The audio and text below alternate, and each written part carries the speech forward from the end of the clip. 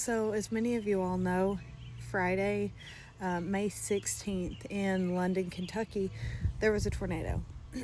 It came through the preliminary rating, I believe, is an EF3. I'd seen someone mention 165 mile per hour winds, but I wanted to tell my story as to what happened, and some of you all might find it interesting. Some of you all may not. But I have been afraid of storms since 2005. My mom died, I was 9. I don't know if there was some kind of trauma that caused it. I don't know, but right after my mom passed away, I became horrified of storms. I mean, if it was going to rain, I was crying. So, anyways, over the past 20 years, I have dreaded like an actual tornado coming through. It's just been like one of my biggest fears. So Friday morning we had a storm come through. It was pretty rough here in London. It was pretty rough. There was a lot of wind. It was hailing a little bit. It looked horrible. I can show a picture right here.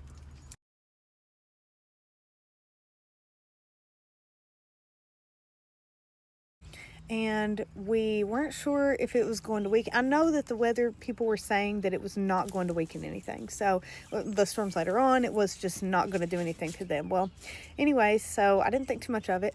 And whenever it was like 4 or 5 in the afternoon, when the storm, the supercell, had come through Paducah, Kentucky. So they started covering it because it was in Kentucky officially, and there was a tornado warning with it. And I think that there was a confirmed tornado. It was observed, I'm pretty sure. Well, anyways, again, I didn't think anything of it. So a couple hours later, it was passing one of my friends. She lives a little bit west of Bowling Green.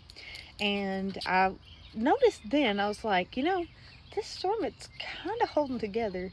I don't know what's going to happen, but if it keeps going on east, it's going to get to us. But again, I just didn't put too much thought into it. I was like, they always weaken. I mean, they get strong, but typically they're going to weaken. Then it gets to Bowling Green, and it's still got a tornado warning with it. Now, it piqued my curiosity a little bit. I was thinking, this is a little odd. I always watch the weather. I have multiple apps to talk about the weather. I always watch the broadcasts. Like, I'm honestly kind of obsessed over it, and I always tell people that you got to be cautious about the weather. My dog, she wants petted. You always got to be cautious of the weather because you just don't know. But most people, they think, oh, well, you just go overboard. You're just terrified. Yeah, that's true. But again, you just never know, right? Well,